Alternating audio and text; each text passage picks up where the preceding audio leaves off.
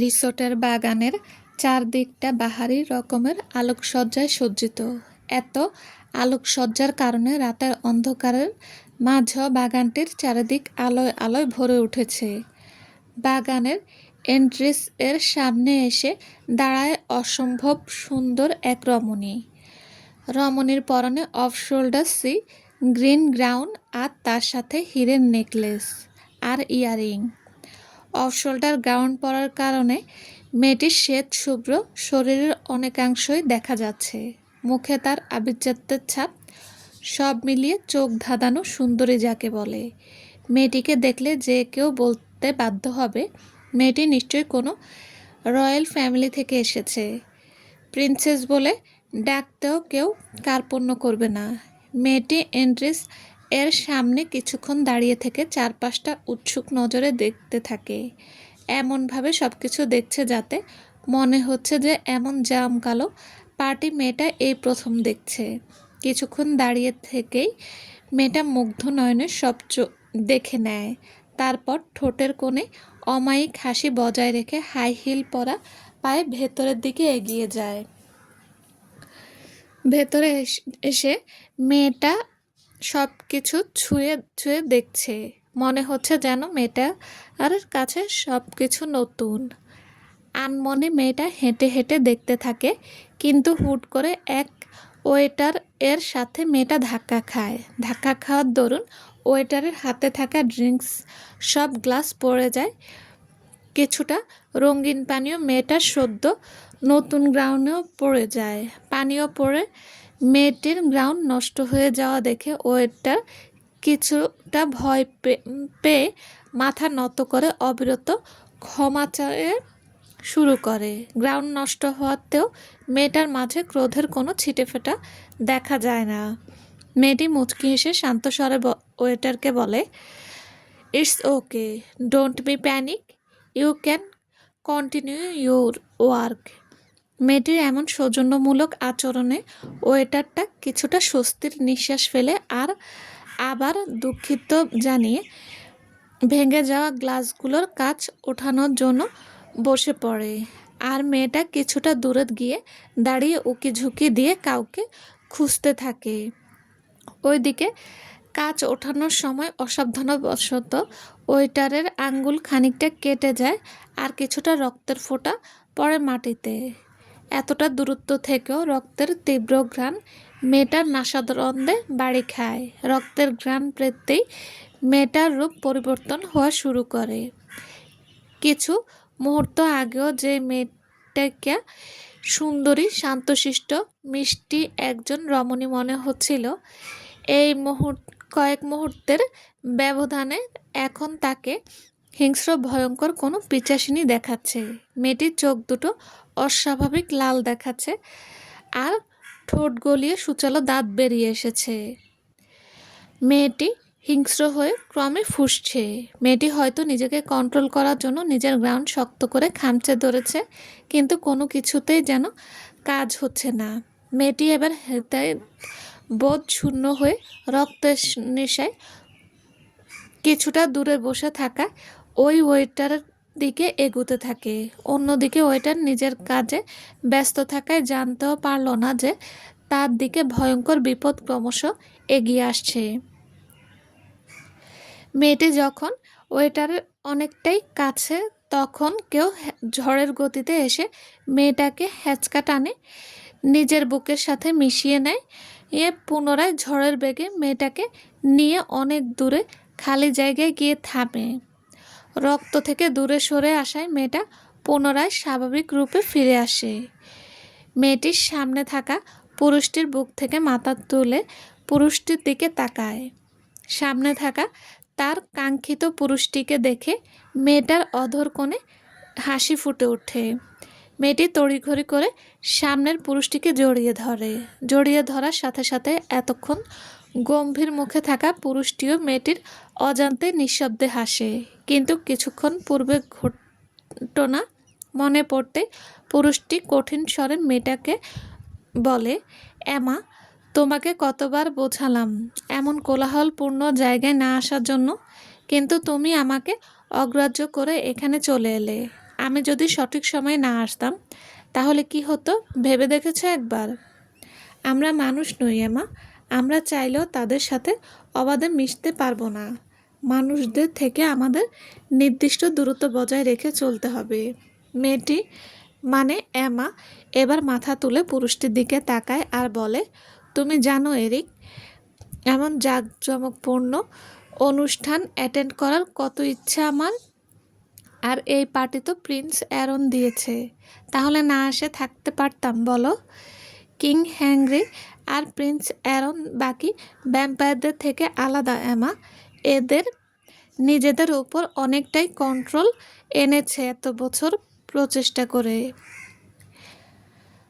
যদিও এত চেষ্টার পরও অ্যারন ভাইও মাঝে মাঝে কন্ট্রোললেস হয়ে যেত, কিন্তু 6 মাস আগের ভাবির সেই অ্যাক্সিডেন্টের পর ভাই নিজেকে আরও কন্ট্রোল করে এনেছে। এরিক কিছুটা থেমে এমার কিছুটা ফোলা পেটে নিজের হাত ছোঁয়ায় আর নরম স্বরে বলে, এমা জান, তুমি এখন আর একা নও। তোমার মাঝে আমাদের ভালোবাসার অংশ বেড়ে উঠছে, তাই তোমাকে একটু সাবধানে থাকতেই হবে।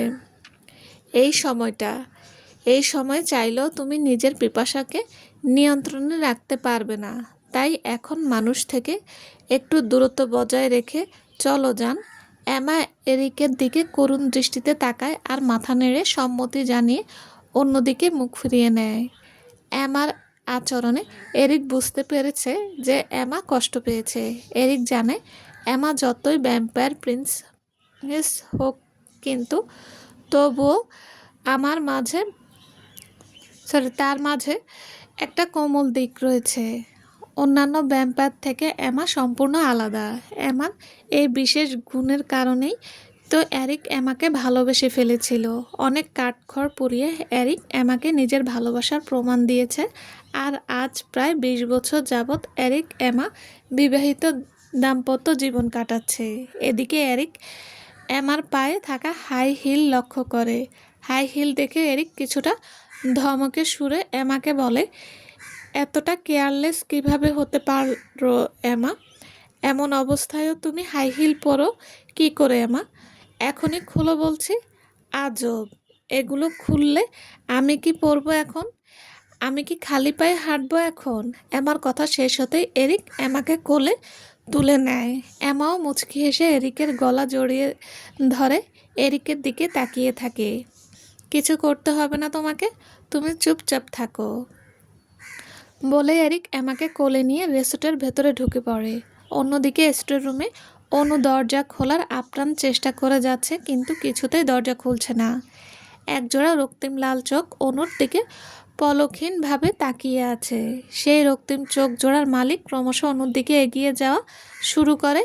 ধীরে ধীরে সেই লাল চোখের অধিকারী তার আর অনুর মাঝের দূরত্ব ঘুচিয়ে একদম অনুর কাছে এগিয়ে দাঁড়ায়। পুরুষটি লম্বা হওয়ায় অনুর মাথা পুরুষটির বুকে গিয়ে ঠেকেছে।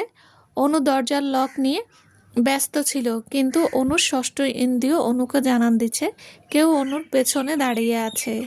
প্রথমত অন্ধকার স্টোর রুম, তার উপর এমন অদ্ভুত অনুভূতি অনুর ভেতরের ভয়ের শিহরণ জাগায়। হুট করে অনু নিজের ঘাড়ে কারো শীতল নিঃশ্বাস অনুভব করে, যা অনুর ভয়কে আরও এক ধাপ বাড়িয়ে দেয়। অনু শুকনো ঢোক গিলে অনু মনে মনে ভয় নিয়ে পেছনে ঘুরে দেখবে এমন সিদ্ধান্ত নিয়ে নেয়। কিন্তু অনুর মনে সেই কথাটা পেছনে দাঁড়িয়ে থাকা দানবীয় পুরুষটি হয়তো শুনতে পেল। পুরুষটি অনুকে হয়তো কোনো সুযোগ দিতে ইচ্ছুক নয়, পিছনে ঘুরতে নেবে। এমন সময় অনু নিজের ঘাড়ে তীক্ষ্ণ কোনো ধারালো বস্তুর অস্তিত্ব অনুভব করে। অনুর মনে হচ্ছে সূচালো তীক্ষ্ণ কিছুটা মোটা কোনো জিনিস অনুর উন্মুক্ত হলদে ফর্সা ঘাড়ে চামড়া ভেদ করে ভেতরে ঢুকে গেছে।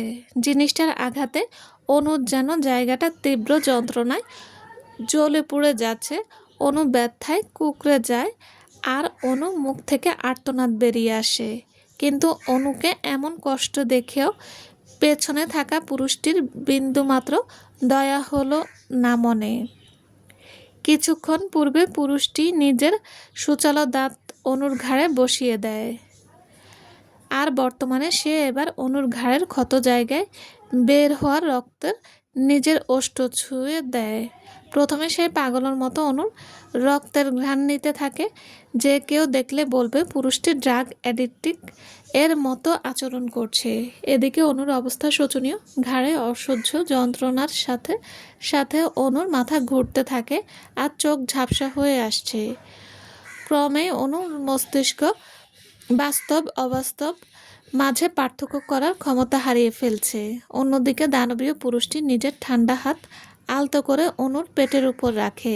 তারপর অনুর পেটের মাংস কিছুটা খামচে ধরে নিজের সাথে অনুকে একদম মিশিয়ে নেয়। এভাবে খামচে ধরায় অর্ধজ্ঞান থাকা অবস্থায়ও অনু ব্যথায় কোকিয়ে ওঠে। কিন্তু অনুর কোনো আর্তনাদ হয়তো পুরুষটির কানে পৌঁছালো কিনা সন্দেহ আছে।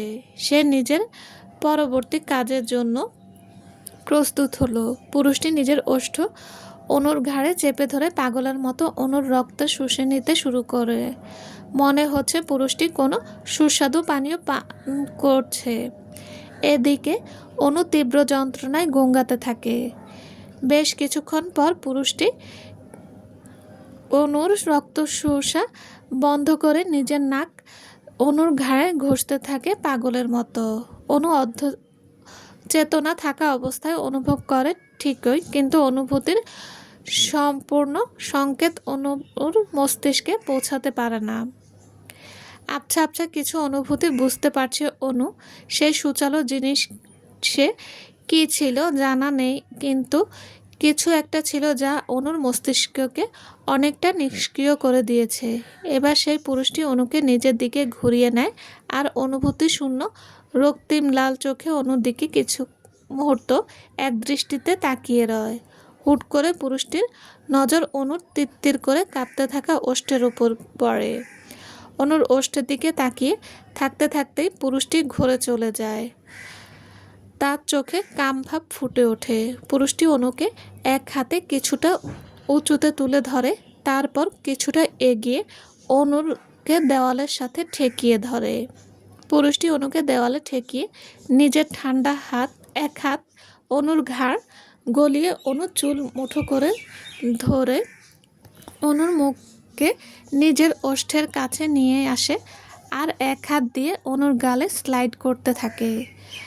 অনু আধবোঝা চোখে সামনে দাঁড়ানো পুরুষটির চেহারা দেখার চেষ্টা করে, কিন্তু অন্ধকারের কারণে অনু জল করা লাল চোখ দুটো ছাড়া আর কিছুই দেখতে পায় না। অনু হয়তো বুঝতে সক্ষম হচ্ছে না অনুর সাথে কি হচ্ছে বা সামনে কি হবে। এবার পুরুষটি নিজের ওষ্ঠ অনুর ওষ্ঠের মাঝে ডুবিয়ে দেয়। পুরুষটি অনুর ওষ্ঠের মাঝে মেতে উঠেছে, সময় গড়াচ্ছে, কিন্তু পুরুষটি থেমে যাওয়ার পরিবর্তে আরও বেশি অ্যাগ্রেসিভ হচ্ছে, আরও বেশি পাগলামি করছে। পুরুষটির ঠান্ডা হাতের শীতল স্পর্শ অনুর শরীরের বিভিন্ন অংশ ছুঁয়ে যাচ্ছে, কিন্তু অনু এসবের কোনো কিছুর প্রতিবাদ বা প্রতিরোধ করতে পারে না। সে অবস্থায় যে অনু নেই। এদিকে পুরুষটি অনুকে ছাড়ছে না, অনুকে চেপে ধরেই আছে। এইসব কিছুর মাঝে অনু সম্পূর্ণরূপে নিজের চেতনা হারিয়ে ফেলে আর চোখ বন্ধ করে নেয়। রিসোর্টের বাগানে অনুকে আশেপাশে না পেয়ে আরমান অনেক সময় যাবৎ অনুকে খুঁজতে থাকে, কিন্তু বাগানের কোথাও অনুকে না পেয়ে আরমান অস্থির হয়ে ওঠে। একটু চোখের আড়াল করতেই এই মেয়েটা যে কোথায় হাওয়া হয়ে গেল। এইটুকুনি মেয়ে আমাকে নাকে দড়ি দিয়ে ঘুরাচ্ছে, মানা যায়? আমাকে টেনশনে না রাখলে ম্যাডামের চলে না। অস্থির হয়ে এসব মনে মনে ভাবছে আর এখানে ওখানে অনুর খোঁজ করছে। অবশেষে সেই স্টাফের কাছ থেকে আরমান জানতে পারে কিছু জিনিস নিতে অনু রিসোর্টের ভেতরে স্টোরে গিয়েছিল অনেকক্ষণ আগে। অনুর খোঁজ পেয়ে আরমান হন্তদন্ত হয়ে রিসোর্টের দিকে যেতে লাগে। কিছুটা দূরে মিনি বার সেকশনে সিনা টান টান করে দাঁড়িয়ে আছে অ্যারনের হাতে ওয়াইনের গ্লাস, আর তাতে কিছুটা ঘন লাল তরল জাতীয় পদার্থ। আদত সেটা ওয়াইন কিনা সন্দেহ আছে, কারণ সাধারণত ওয়াইন এমন ঘন হয় না। অ্যারনের হাতে ওয়াইনের গ্লাস থাকলেও সেদিকে অ্যারনের কোনো মনোযোগ নেই। সেই শুরু থেকেই অ্যারনের সম্পূর্ণ মনোযোগ ছিল আরমানের উপর। কুকিরূপী অনুকে নিয়ে আরমানের চিন্তা, অস্থিরতা, বলতে গেলে আরমানের সব গতিবিধি অ্যারন সূক্ষ্মতার সাথে অবলোকন করছে। এখনও অ্যারন থমথমে মুখে দাঁড়িয়ে আরমানের যাওয়ার দিকে তাকিয়ে থাকে। অ্যারনের চোখের দৃষ্টি থমথমে সমুদ্রের মতো শান্ত। সমুদ্র কখনো প্রগাঢ় শান্ত, আবার কখনো প্রলয়ঙ্কারী রূপ ধারণ করে, তা যেমন সবার ধারণার বাইরে। অ্যারনও ঠিক সেই সমুদ্রের মতো। অ্যারন কখন তার হিংস্র রূপ ধারণ করবে তা অজানা। সমুদ্রের গভীর যেমন অগণিত রহস্য দাফন রয়েছে, ঠিক তেমনি অ্যারনের মাঝে অজানা অসংখ্য রহস্য রয়েছে, যা ভেদ করে কারোর পক্ষে সম্ভব নয়। অ্যারন নামক ধাঁধার সমাধান অ্যারন নিজে ছাড়া আর একজন করতে পেরেছিল ৬৭ বছর আগে। অ্যারনের সেই প্রিন্সেস অ্যারন নামক রহস্যময় পুরুষকে নিজের মতো করে বুঝতে পেরেছিল প্রিন্সেস। এরপর এখন পর্যন্ত আর কেউ তা পারেনি। রিসোর্টের ভেতরের স্টোর রুম। বর্তমানে আরমান স্টোর রুমের সামনে এসে দাঁড়িয়ে আছে। তখন সে স্টাফ থেকে অনুর অবস্থান জানতে পেরে আরমান এক মুহূর্ত সময় নষ্ট না করে তাড়াতাড়ি স্টোর রুমের সামনে এসে পড়ে। কিন্তু স্টোর রুমের সামনে এসে আরমান লক্ষ্য করে স্টোর রুমের দরজার বাইরে থেকে ছিটকিনি লাগানো। অনু যদি রুমের ভেতরে থাকে তাহলে বাইরে ছিটকিনি আটকানো কেন? তার মানে কি অনু ভেতরে রেখে কেউ ভুলে বাইরে থেকে ছিটকিনি লাগিয়ে দিয়েছে? আরমান আর কিছু চিন্তা না করে তড়িঘড়ি করে ছিটকিনি খুলে এক পা রুমের ভেতর রাখে। রুমের ভেতর এসেই আরমান দেখে পুরো রুম ঘোর অন্ধকার নিমজ্জিত। এতে আরমান আরও অবাক হয়ে যায়। আরমান পকেট থেকে নিজের ফোন বের করে ফোনের ফ্ল্যাশ জ্বালিয়ে নেয়। তারপর রুমের সুইচ বোর্ড খুঁজে বের করে সেদিকে এগিয়ে যায়। আরমান দেখে আগে থেকেই একটা সুইচ দেওয়া আছে, তার মানে কেউ ছিল এই রুমে। আরমান বাকি সুইচ দেওয়া শুরু করে। স্টোর রুমে থাকা অন্য লাইটের সুইচ দিতেই লাইট জ্বলে ওঠে। আরমান একটা দীর্ঘশ্বাস ছেড়ে সামনের দিকে ফেরে। স্টোর রুম জুড়ে নানান পুরনো জিনিস দিয়ে ঠাসা, আর জায়গায় জায়গায় ময়লা আর মাকড়সার জাল দিয়ে ভরা। সাধারণ স্টোর রুম যেমন হয় ঠিক তেমনই। সামনের দিকে এগিয়ে যায় আরমান। কিছুটা এগোতেই এক কোনায় অনুকে পড়ে থাকতে দেখতে পায় আরমান। অনুকে দেখতে পেয়েই আরমান দ্রুত অনুর দিকে এগিয়ে ছুটে যায়। আরমান অনুর মাথার কাছে হাঁটু গেড়ে বসে পড়ে আর অস্থির হয়ে অনুর গালে হালকা চাপড় দিয়ে অনুকে ডাকতে থাকে। এই কুকি, কি হয়েছে তোর? চোখ খুলছিস না কেন? প্লিজ চোখ খুলে আমার দিকে তাকা। আমাকে টেনশন দিয়ে মেরে ফেলতে চাস তুই? এই কুকি, উঠে না প্লিজ। অনুকে চোখ খুলতে না দেখে আরমান এভাবে বসে থেকেই জোরে জোরে সবাইকে ডাকতে থাকে। কিন্তু রিসোর্টের বাগানে পার্টি হয়, অধিকাংশ লোকই বাগানে এখন। আরমান কারো সাড়া না পেয়ে বুঝতে পারছে না কি করবে। এদিকে আরমান অনুকে ছেড়েও যেতে পারছে না। আরমান এবার চিৎকার করে ডাকা শুরু করে। সৌভাগ্যক্রমে স্টোর রুমের পাশ দিয়ে রিসোর্টের এক স্টাফ যাচ্ছিল। আরমানের চিৎকার শুনে স্টোর রুমে আসে আর আরমান ও অনুকে দেখতে পেয়ে তাদের দিকে এগিয়ে যায়। আরমানের কাছে এসে স্টাফটা জিজ্ঞেস করে, কি হয়েছে স্যার? ম্যামের কি হয়েছে স্যার? স্টাফের শব্দ পেয়ে আরমান স্টাফের দিকে তাকায় আর অস্থির চিত্তে বলতে থাকে, একটু পানি নিয়ে আসুন প্লিজ। স্টাফটা মাথা নাড়িয়ে সম্মতি জানিয়ে দ্রুত পানি আনতে চলে যায়। আর আরমান অনুর মাথায় শিওরে বসে থাকে। অল্প সময়ের মাঝেই স্টাফ পানি নিয়ে আসে। আরমানের হাতে পানির বোতলটা দেয়। আরমান পানির বোতলটা দ্রুত হাতে নিয়ে নেয় আর পানি হাতে নিয়ে অনুর চোখে মুখে পানির ছিটা দিতে দিতে স্টাফের উদ্দেশ্যে বলে, প্লিজ একজন ডক্টরের ব্যবস্থা করুন, কুকির জন্য ডক্টর দরকার। স্টাফ আচ্ছা বলে দ্রুত বেরিয়ে যায়। পানির ছিটা অনুর চোখে পড়তেই অনু চোখ পিটপিট করতে থাকে।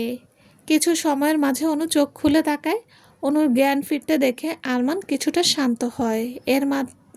আরমান এর মাঝে এতক্ষণের অস্থিরতা ধীরে ধীরে কমতে থাকে। চোখ খুললেই অনু আরমানকে দেখতে পায়। অনু বোঝার চেষ্টা করছে অনু বর্তমানে কোথায় আছে। অনুকে নিজের দিকে তাকাতে দেখে আরমান অনুকে জিজ্ঞেস করে, কেমন লাগছে তোর? খুব কি খারাপ লাগছে তোর?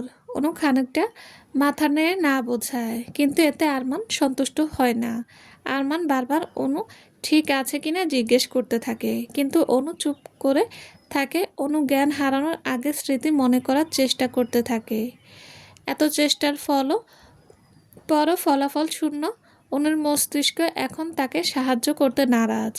এদিকে স্টাফের দয়ায় স্টোর রুমে অনুর অসুস্থ হয়ে পড়ার খবর নিমিষেই অনেকে জানতে পারে যায়। অনেকেই পার্টি ছেড়ে অনুকে দেখার জন্য স্টোর রুমে ভিড় জমায়। এতে অনুর অস্বস্তির মাত্রা বেড়ে যায়। অনুর অবস্থা আরমান ঠিক বুঝতে পারে। আরমান অনুর পাশে থেকেই সব কিছু সামাল দেওয়ার চেষ্টা করতে থাকে। হোয়াটস হ্যাপেনিং হার?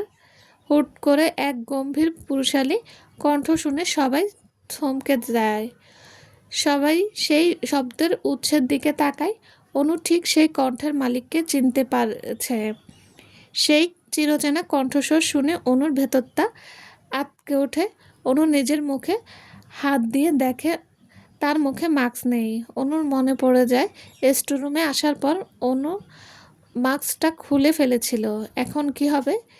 এত কষ্টে অনু এতদিন অ্যারনের দৃষ্টি থেকে নিজেকে আড়াল করে রেখেছিল, কিন্তু এতদিনের প্রচেষ্টা কি বৃথা হয়ে যাবে আজ? না, এটা তো কিছুতেই হতে দেওয়া যাবে না। এসব ভেবে অনু এক দুঃসাহসিক কাজ করে বসলো।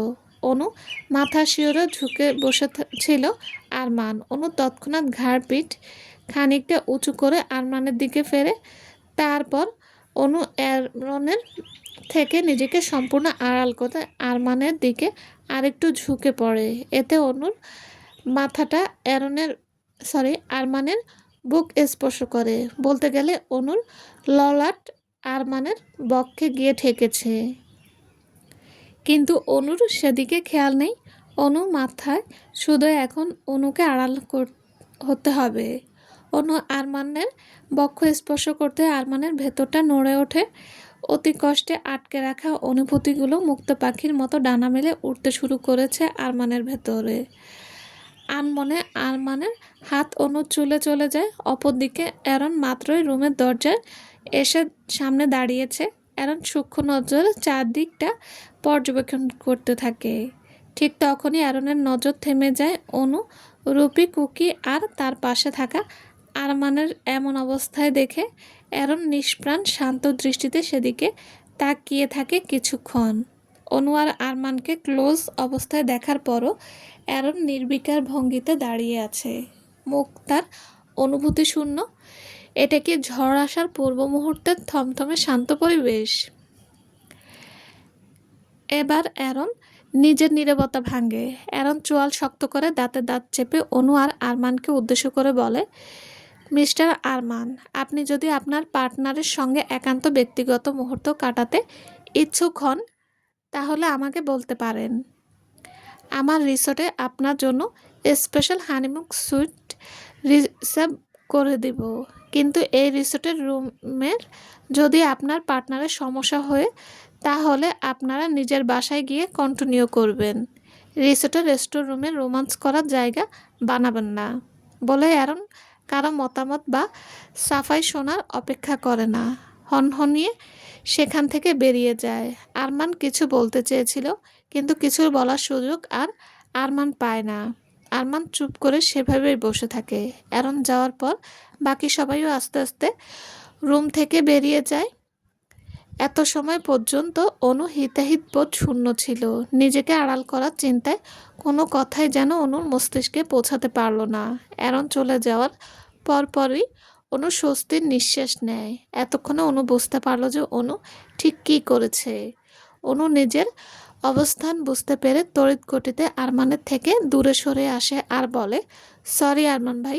আসলে তখন অনুকে থামিয়ে দিয়ে আরমান বলা শুরু করে, হয়েছে, আর কিছু বলতে হবে না। আমি বুঝেছি তোর অবস্থা। এখন বল, তুই এখানে এভাবে পড়েছিলি কেন? কিছু কি হয়েছিল তোর? আরমানের কথায় অনু পুনরায় ভাবনা জগতে হারিয়ে যায়, মনে করার চেষ্টা করতে থাকে কি হয়েছিল, এসব অদ্ভুতুড়ে ঘটনা কেন অনুর সাথে ঘটছে। অনুকে মনস্ক দেখে আরমান অনুকে ইজি করতে বলে, এসব বাদ দে কুকি, চল বাইরে খোলামেলা জায়গায় গিয়ে বসে। তুই নিজে যেতে পারবি নাকি আমি তোকে কোলে নেব? আরমানের কথায় অনু হতভম্ব হয়ে যায়।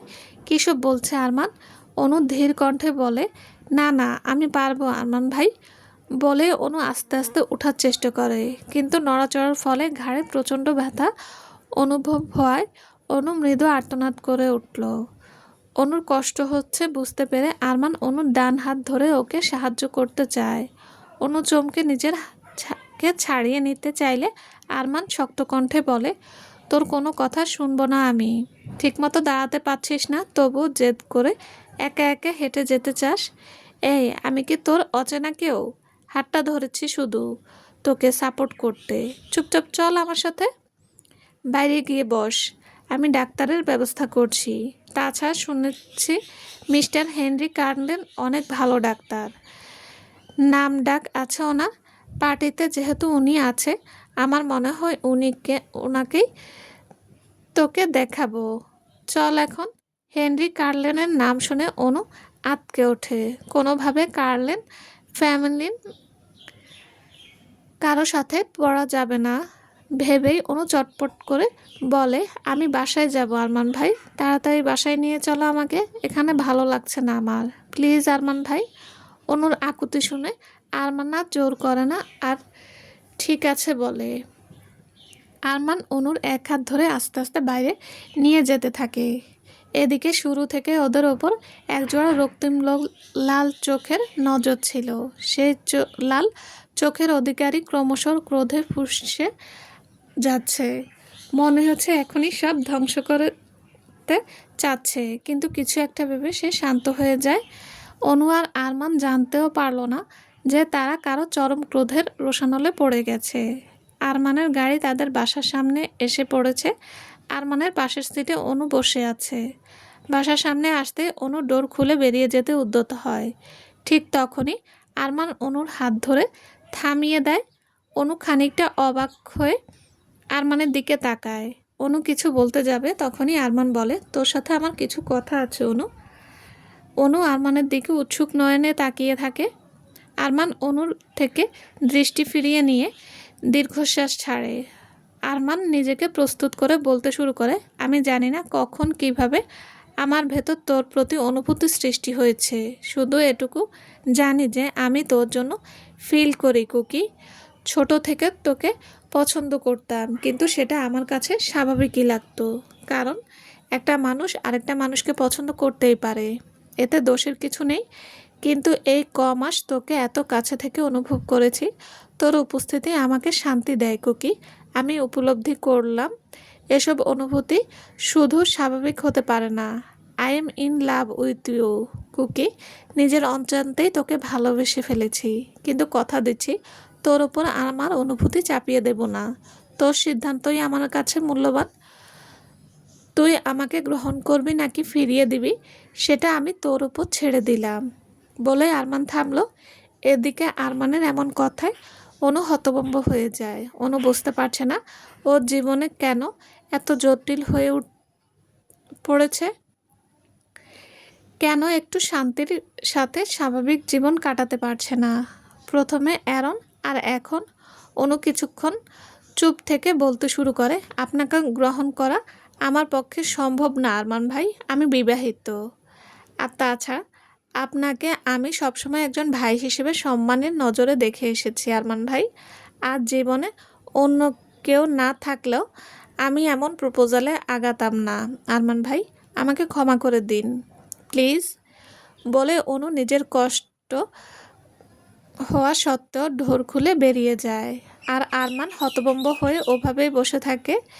আরমানের যেন বিশ্বাসই হচ্ছে না যে তার কুকি অন্য কারো। না না, তার কুকি না। কুকি তো সেই সৌভাগ্যবান পুরুষের যে কুকিকে নিজের করে পেয়েছে। আরমান এবার কুকির যাওয়ার দিকে অশ্রুসিক্ত নয়নে তাকায়। আরমানের ভেতরে ফেটে যাচ্ছে এমন তিক্ত সত্য জেনে। অনু আরমানের দৃষ্টি অগোচরে যেতেই আরমান দৃষ্টি ফিরিয়ে নেয় আর মাথা নিচু করে থাকে কিছুক্ষণ। তারপর নিজেকে শান্ত করে গাড়ি ঘুরিয়ে অজানা গন্তব্যের উদ্দেশ্যে রওনা দেয়। এক কালো ছায়াও আরমানের পিছু নেওয়া শুরু করে, যা আরমানের অজানা। অনু সরাসরি নিজের রুমে এসে বেডে এসে ধপ করে বসে পড়ে। অনু প্রচুর ক্লান্ত, পরিশ্রান্ত। মনে হচ্ছে সব জটিলতা অনুকে ঘিরে ধরেছে। অনু কোনো কিছু ভাবার অবস্থায় আর নেই আর। অনু তার ক্লান্ত শরীরকে এবার বিছানায় এলিয়ে দেয়। মধ্যরাতে অনুর রুমে জ্বলজ্বল করতে থাকে একজোড়া রক্তিম লাল চোখের অধিকারী এক কালো ছায়া ক্রমশ অনুর দিকে এগিয়ে আসছে। সেই কালো ছায়া মেঝেতে হাঁটু ভেঙে বসে পড়ে। অনু একপাশে কাত হয়ে ঘুমিয়ে আছে। কালো সেই অবয়বটি ঠিক অনুর মুখ বরাবর বসে আছে। তার দৃষ্টি অনুর মুখশ্রীর উপর নিবদ্ধ। অনুর দিকে সে রাগান্বিত দৃষ্টিতে তাকিয়ে আছে। মনে হচ্ছে সে নিজের আগুনের ন্যায় ক্রোধিত দৃষ্টি দিয়ে অনুকে পুড়িয়ে দিতে চাচ্ছে। সেই কালো অবয়বটি অনু আর তার মাঝের দূরত্বকে গুছিয়ে দিল নিমিষেই। অনুর দিকে দৃষ্টি রেখে অনুর উপর ঝুঁকে পড়ে সে। এবার সে গ্লাভসে মোড়ানো নিজের শক্তিশালী হাত অনুর দিকে বাড়িয়ে দেয়। নিজের হাতটা অনুর মাথার পেছনে রেখে অনুর মাথাটা শূন্যে তুলে ধরল। এদিকে গভীর ঘুমে আচ্ছন্ন অনু কোনো কিছুই আঁচ করতে পারল না। সেই কালো অবয়বটা অনুর মাথাটা নিজের শীতল বক্ষে আলতো করে স্পর্শ করায়। অনুর উষ্ণ নিঃশ্বাস তার শীতল বক্ষে আশ্রে পড়ছে। আবেশে সেই কালো অবয়বটা ও নিজের চোখ দুটো বুজে নেয়। কিছু মুহূর্ত এভাবেই কেটে যায়, কিন্তু হুট করে সে কালো অবয়বের বন্ধ চোখের সামনে অনুর মাথা অ্যারনের বুকে ছিল। সেই মুহূর্ত ও গুলোর দৃশ্য ভেসে ওঠে। সাথে সাথে তার চোখ খুলে ফেলে। তার চোখ দিয়ে যেন আগুন ঝরছে। এত সময় সে অনুকে নিজের বুকে আগলে ধরে রাখলেও এখন সে অনুর মাথা জোরে নিজের বক্ষ চেপে ধরে। এতটাই জোরে চেপে ধরে যে অনু নিঃশ্বাস নেওয়া কঠিন হয়ে যায়। ও ঘুমের মাঝেও অনু দম বন্ধ হয়ে আসায় ক্রমশ ছটফট করা শুরু করে। কিন্তু এতেও সেই কালো অবয়বের মধ্যে কোনো হেলদোল নেই। সে আরও জোরে নিজের বক্ষ ধারা অনুর মুখটা চেপে ধরে বাঁকা হাসে। অনু ছটফট করা তাকে শান্তি দিচ্ছে, পরম শান্তি যাকে বলে। অনু যত ছটফট করছে তত তার ঠোঁটের কোণে থাকা পৈশাচিক বাঁকা হাসি প্রশস্ত হচ্ছে। চলবে। আসসালামু আলাইকুম। গল্পটি কেমন লেগেছে প্লিজ জানাবেন। আর হ্যাঁ, অবশ্যই লাইক কমেন্ট করবেন। আর যারা এখন আমার চ্যানেলটি সাবস্ক্রাইব করেনি তাদের বলছি প্লিজ চ্যানেলটি সাবস্ক্রাইব করে সাথে থাকবেন। সবাই ভালো থাকবেন। আল্লাহ হাফেজ।